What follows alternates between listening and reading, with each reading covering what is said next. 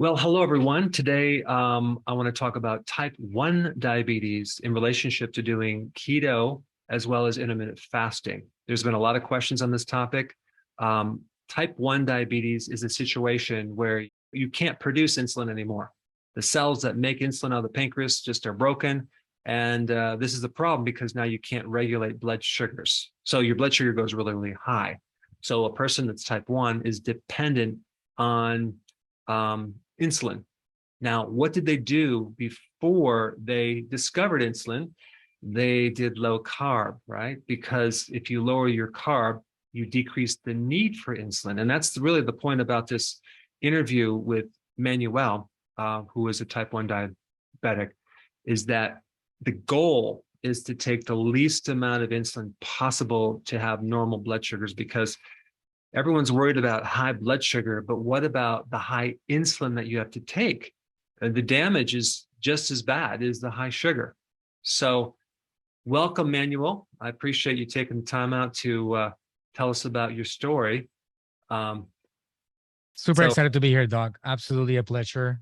This is something that I've obviously felt like responsibility as I've gotten better in the subject. I've gotten more control over my body. Like the fact that you are here giving me the opportunity to share this knowledge that I've accumulated. I'm definitely honored by it. awesome. How long have you been a type 1 diabetic for?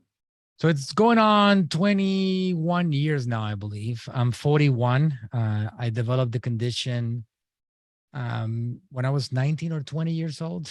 And I have a theory that I believe that I was probably, and you can tell me what your thoughts are, Doc. I think I mentioned this before. I believe I was a type 2 diabetic, but then I didn't pay attention to my body at all. And I didn't know what the heck was happening for a few years, potentially, until I was actually living in Mexico. And then I lost so much weight, and I was going through the diabetic process of like having to go to the bathroom every 30 minutes, and I couldn't sleep well, and I was weak. And then my father was the one that told me, "You're describing to me diabetes." And that was the first time that I even understood what diabetes meant. So I Mm. think that I was a few years already in the making until the pancreas collapsed on me. That's my theory, and I could be wrong. So this is an interesting point. I won't spend too much time, but I want to just mention typically type 1 is autoimmune, but what about a situation where a lot of the type 2 diabetics, um, after a while, have to start taking insulin because the cells of the pancreas just start dying out? Now, this brings up an interesting point. If you never had the autoimmune situation, and this came from just going from type 2 to type 1, who knows? Who knows if that cell can't come back? I mean, I would never rule it out as an impossibility. So that's good data. Okay, so here's the thing. The first question is, you before you did keto or intermittent fasting, you were taking how many units of insulin per day? So I think I can say that I have been pretty much skinny my whole life, all the way to obviously the age of 30 something. I'm 41 now. Metabolism started going downhill. I wasn't eating that well, that healthy.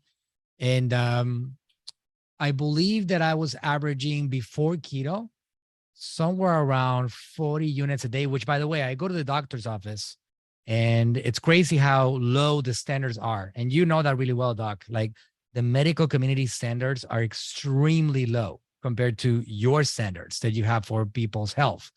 I go to the doctor and I tell them, yeah, I'm taking 40 units a day of my fast acting insulin, and I'm taking 25 units a day of my long acting insulin, two types of insulin. And they look at my A1Cs and they look at my body in general, and they say, wow, you're in really good shape, which tells me, I always justify it. I use that as like, oh, I'm in really good shape. I don't really have to do much of anything. And my wife would always say, but that doesn't make any sense, because there's so much more that we can get with our bodies and how much better we could get. And I'm like, oh yeah, we'll see. So I used to take a lot of that insulin, and I felt it was okay, because when compared to other diabetics that were being treated on these practices, the doctors were blown away with me. Some of these guys were taking 200 units a day, You like know, 300 units a day. Yeah, because the average is 0.5 to 1 times your kilograms in weight. So I don't know, let's say you were 180 pounds, you'd be taking about 40 to 80 units per day on average. But that was but some people, yeah, they're like 200, which means they're eating a lot of carbohydrates to be able to push down that sugar. So I um think I think I was in the low end. So I guess I was a good behaving diabetic. okay. But compared to where I'm at today, doc, Yeah. I think it was absolutely terrible. Now that I look at it, it's like the hindsight, I'm like, oh my God, there was so much more to accomplish with the correct system. Obviously I've been close to you for many years now. I wish I would have paid attention earlier, doc, a lot more in detail, because my life has dramatically changed. Even though I was at the lowest end of insulin use, I was still using anywhere from 20 units a day on a good day to 50 units a day on a day in which I misbehaved, meaning that I tried a couple of pizza slices. I got 4 kids, so things in my kitchen can get crazy. So I maybe put things in my mouth that I shouldn't have. So, then we go into insulin resistance problems and other things, because as I eat that stuff, my body cannot handle it. Like if I had a piece of pizza, and I have to dramatically increase my insulin use. So on a bad day, 50, maybe even 60 units of insulin that my body's not responding to. And I felt that I was pretty decent, because like you said right now, 40 to 80 is the average. I think I was generally in the lowest side of things. So Right. it wasn't terrible. Right now, I can tell you it is terrible. So you get on keto, you start doing fasting. All of a sudden, this is an adjustment. You're like, well, wait a second, I'm taking a lot less insulin. You probably even are nervous you're taking so small amounts. Like you went down to what it was, correct me if I'm wrong, but it was like 3 units or something a 2 day. units, 3 units. Right now, a bad day for me, a bad day is 5 units of insulin. You know how 5 units. I told you, doc, that 20 was a good day, 50 is a bad day. So right now, I went down to 2 on a good day and 5 on a bad day. All right. Incredible. And it's pretty dramatic. So like based on my theory at the beginning of the interview, in which you said that who knows, maybe I was not even a type 1 to begin with ever. So I've been decreasing it. So the one thing that I found is the long acting one. I use one called Lantus.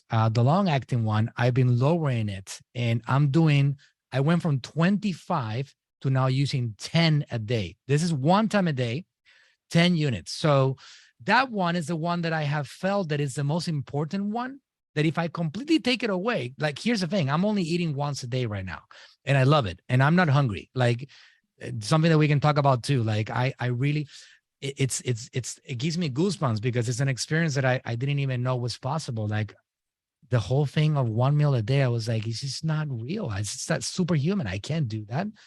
Now it's just for me really normal. Like I can go by an entire day and not feel hungry, and it's amazing. And you kind of transition, and so you go through the path of like first the addiction to food and the impulses to food, then you get out of the addiction, and now it's the mental side of things. So now you move out of the mental limiting factor that you cannot do that, and now it's like, oh wow, so I don't really need this doesn't make sense.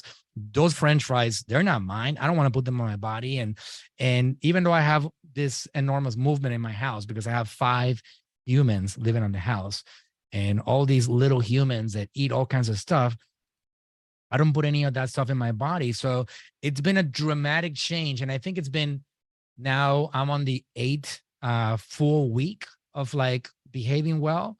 I think maybe I broke it once or twice, very lightly. But it's a great thing to make food, the diet, something that is easy to do. It's not painful. Like going through the system, doing the keto diet, intermittent fasting, it really is light work. It's not really exhausting. It's not really difficult.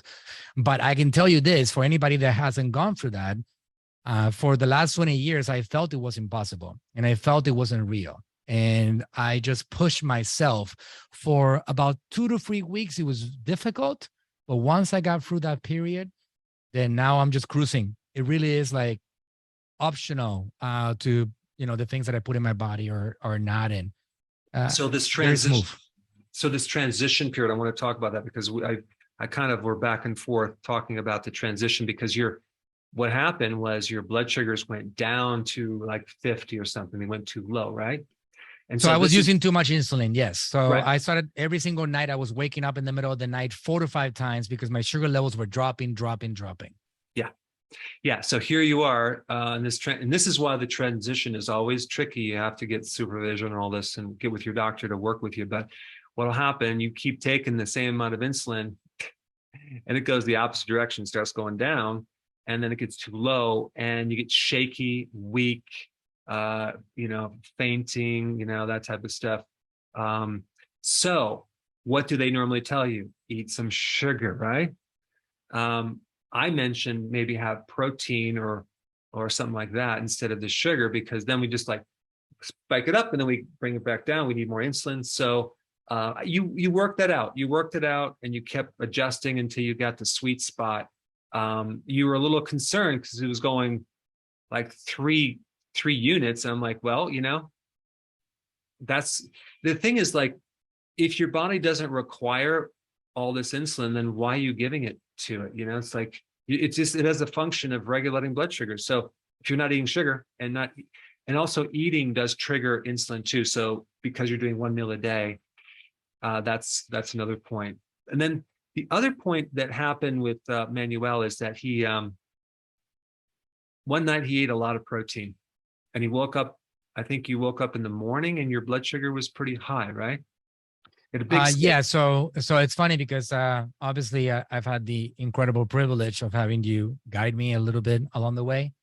And I had a late dinner one night, and it's breaking the routine. I had a dinner somewhere around 9 o'clock. I ate a big steak, and I thought that I was doing something that was okay for my body. And I woke up with like very, very high sugar levels. It was 9 o'clock at night when I ate the steak. So here's the thing about protein, as you mentioned, it's gonna creep the sugar levels up. It's gonna do it. Now, it's not gonna do it so quick, like if you eat a candy bar or if you eat like a soda or something, but it will continue to creep it up. So I have an app that I use to monitor my sugar levels. And I ate the piece of steak at 9 o'clock at night, and all the way to 3 a.m., the sugar level was stable, but it was slowly creeping up from 80 to 90 to 120 to 130. And then at some point around 4 or 5 a.m., it just exploded and it went to the 200s. And I ended up waking up with 285 or something around that. And then I wake up to a message, which is almost like, I don't know if you were like reading minds or some kind of experience that is like supernatural. But then Dr. Berg sends me a message that says, hey, just so you know, sugar, sometimes the protein, when you have too much, is going to increase your sugar levels. And I'm like, what? It hadn't happened to me before. So the timing was maybe 12 hours late, Doc, because if I would have gotten that message in the night before, I wouldn't have had that big steak. But it coincided with me understanding and getting that lesson about also like, listen, if you have a large amount of protein, it would also keep creeping up your sugar levels. And that's something to keep in mind. Now, I will mention, guys, that I used to have my sugar pills that they sell for diabetics. It's a big item. People buy it a lot. The diabetics carry them in their pockets, and they use them as a solution to the low sugar episodes, because it's very difficult to replicate what your pancreas does naturally. So the diabetics just eating all this trash, being outside of routine, not really taking care of their health. They just eat, and then inject, hoping to replicate what the pancreas does naturally. And they very often fail. Here's the beautiful thing. I have a lot of those pills, and I have buckets and buckets of them. Doc, I do not use them anymore. I don't use my sugar pills. I was using them back then when I was going into the adjustment process of like, wait a second, I don't need 25 units. Let me go to 20. Oh, that's still too much. Let me go to 18. Oh my God, I'm still lowering. 13. Let me go to 12. Let me go to 10. Like, so I went for that process and I had to use sugar pills because a steak will not increase your sugar. Let's say that I wake up in the middle of the night, 1 a.m., and I have a low sugar episode and it's at 47 or 52. I cannot go to my kitchen and eat a piece of steak because a steak will increase the sugar, but it will take a lot longer to increase the sugar levels. So my only option at that point, the adjustment was like, I need sugar right now because my sugar levels are going down and I'm starting to sweat. And it's a danger thing that your sugar levels go too low. The steak is going to take longer to bring that sugar level up. The point is that as I got into the adjustment process, I the last time that I used a sugar pill was probably 6 weeks ago, Doc. The last time. So if I show you my sugar levels, they are stable throughout the entire day. And yes, when I eat too much protein, like last night, perfect example, we had another dinner. I went to a famous steakhouse here in Tampa called Burns, and I went with a client of mine. I had a big steak somewhere around 7 o'clock, 8 o'clock, not that late, but that steak gave me some trouble because it just keeps on going for hours and hours and hours. So I have a little bit higher sugar level than usual, but in general, I just put very little insulin. And here's the other thing, Doc. Insulin becomes so much more effective when you have, this whole insulin resistance thing, it disappears. So now, let's say that I have 190.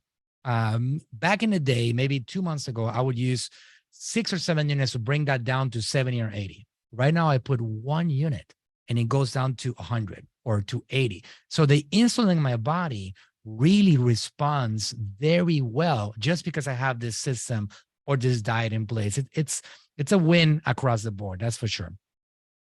That's so true because you start, your insulin becomes more sensitive and responsive to the triggers. So versus before, it just takes forever.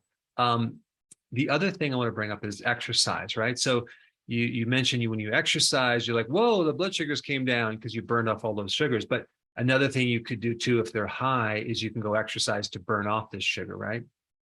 Yeah. So I think that if you were to ask me what's the most important component of everything that I've done, of course, the diet is huge. It's a combination of all these things. But for me, the working out is something that I have never done routinely. And it's very important for people to know, what are we talking about with working out? What type of workout? Because I'm a tennis player. I played tennis since I was like a little kid. That wasn't enough of a workout to give me the results. Like it's called aerobic exercise, Doc. Yeah. So it's just not enough. So I started doing, in my case, what worked out, and I'm doing it 3 to 4 times a week. That's it. But when I do it, it almost works like insulin. I am using a machine called Tonal. I'm not necessarily promoting it. I'm just saying this is my solution because I'm a very busy guy. So I have a digital weights machine attached to my garage, and it's very cool. There's many variations of it. Whether you go to a gym or whatever, for me, a workout routine of 30 minutes, 3 to 4 times a week, that's all it takes. That has been a major part of like my body not needing a lot of insulin. So I'm still like in that process, like, okay, I think I've lost somewhere around 13 pounds in the last 8 weeks. I feel energetic. Like in my case, I used to have like major 4 p.m. crashes. Those crashes are gone. Like I have zero. I have consistent energy throughout the entire day. And people look at me and they say, even my daughter, she's 13 years old, and she says, Manuel, Papa, you got to eat. You got to eat something. It's not all right. And I'm like, baby, look at my sugar levels. I'm great. I'm stable. Look at my energy. Look at my face. I am ready to go. I don't really need none of this stuff. So it's hard for people to adjust themselves. And my question becomes like, who decided that we needed to eat 3 times a day? Who's the person that said, hey, we got that 3 meals a day? It was a human being that decided that at some point a long time ago. And that became like a trend, which everybody agreed to it. Instead of like, got to find something that works for you. It makes you stronger. Look at me. I'm high energy. I'm stable. I'm using less medicine. I can guarantee you the pharmaceutical industry is not going to like this, but I don't need much medicine anymore. Right. It's so, Yeah, I think insulin is expensive too, isn't it? it's very expensive. I do, unfortunately, my company has company insurance, and it's still expensive every time that I have to go buy it. It's a few $100s to Crazy. actually buy it. It used to be a lot more, dog, because Oh, if you recall, before the Obamacare, um, if you didn't have a company sponsored insurance before Obamacare, you were not insured. You would not be insured. You were already like too high risk. So the first 15 years of, or my first 13 years maybe of my diabetes, I used to pay $600 for a vial of insulin, of the Lantus insulin, $600 for one vial. And I had no choice. So much so that I actually lived in Texas for many years, and I used to cross the border to Mexico so I can get it over there for cheap, for a lot cheaper, because the United States would not be able to give me something affordable. So it's interesting. such a big business. It's like it's insane. That's why people like maybe Dr. Berg and what you're doing, Doc, to educate the society, it's not really something that they love, because I follow your advice, and I have to use like, what is it, 100 times less? I mean, going from 2 units, from 50 units to 2 units a day, it's ridiculous. So if we repeat that across the board, these people are going to lose a lot of money, but we're going to lead so much healthier lives. And I remember my father, which you knew, Dr. Berg, he used to tell me, uh, if I had to choose between high insulin or high sugar, he said, son, high sugar. All right. Choose high sugar. He believed, and Doug, you can tell me your opinion, but his opinion was also with his research that insulin is more destructive in your body over the long term than high sugar. And that's something that I learned from him. I don't know what your thoughts are on this. Yeah, well, if you just look up hyperinsulinemia and just look, you can just do wiki and look at all the side effects, you'll see exactly what it does. I mean, because they used to do insulin shock therapy and put people into comas, and I mean, it really is bad. One last tip I'm going to recommend for you, since we've been going back and forth, and for anyone else watching, if you're doing OMAD and you're especially at type 1 or at type 2, if you had your last meal at the day or the only meal at between 2 and 3, you would probably optimize your results. I did a video on that, shifting your timing of when you eat, because you're aligning your meals with your circadian rhythms of your body. And so you'll get a little bit better results with everything if you do that, compared to eating too early or too late. So I'm not saying do that every time, but if you can shoot for that, even though it doesn't fit with the social, any type of social customs or anything, that would be the optimum time. That's when I'm doing my one meal a day right now, and I like it. But anyway, I wanted just to don't want to take too much of your time, and I wanted just to kind of ask you some questions about this. And I think this is going to be helpful for people that are type 1, and just give them some hope that maybe they can lower their need for that insulin. That would be, I think, a good thing. I think overall extend their lives. That's what I'm really looking forward to. I really feel that my life, which obviously I want to live as long as possible, as healthy as possible, my life is going to be longer because of doing this. And talking about your one meal a day, Doc, that you just mentioned right now, here's the thing about it. I now look forward to my meal, and that period is almost like a religious half an hour. Like I Right. just like, I don't want anybody to interrupt me. The kids needs to stay away from me. Everybody knows like this is dad's space. And I gotta try the 2 p.m. It does interrupt the middle of the day. The one thing that I have experienced, I did try a 4 p.m. and then I was a little bit too hungry at midnight, and it kind of gave me some trouble sleeping. So again, I'm still trying out different things. Yeah. The one that I'm doing right now that has worked out the best for me has been a 6 p.m. meal. 6 p.m. Okay. That's it. So right now, for example, as we're recording this, it's 1:30 p.m. I have no food in the entire day. I've had your electrolytes, Dr. Berg electrolytes. I love them and they travel with me and they're amazing. And I don't know why, Doc, but they take away when I get a little bit anxious or hungry, I just have an electrolyte cup and it goes away. And I go back to operating. Like, I don't know if that's supposed to do that. I just feel better with them. So I love the electrolytes. So I do that. And I'm taking obviously nutritional yeast and a few of your stuff, which is it really is helpful. But at 6 p.m., I have a pretty big dinner. And one of my favorite things that I do, no matter what I eat, I'll always have an entire avocado and I'll put a lot of olive oil in it. And then I'll have my meal with a little bit of protein, a lot of salad. And I feel like even like I don't have to eat a big plate because now what has also happened is that I get full much, much faster.